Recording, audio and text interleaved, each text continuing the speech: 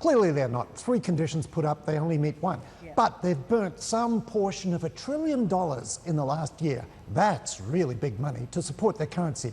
The second thing is Trump can't go into this where he knows he can't win. So take those 2 points. What happens next? Well, you look at these 2 economies. We've got trade on the table as well. They want to say it's unfair trade. A couple of things we've been looking at.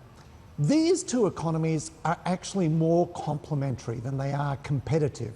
Now, there are a couple of wrinkles in the system that have to be ironed out, one of which is China generally runs higher import tariffs than the United States.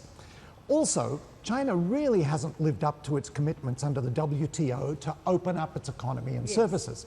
That gives us scope for a negotiated outcome with the United States. Now, Trump might keep banging on about currency manipulation, but on China's side, and let's face it, these guys have one of the best trade negotiating teams in the world.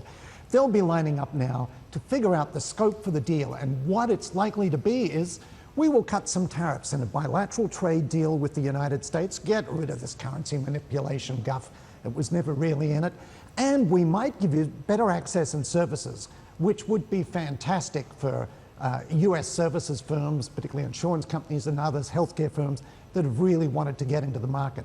So the shape of that negotiation, if we can get away from lunatic tweets at night, but get that negotiation onto the table, that's where it goes this year.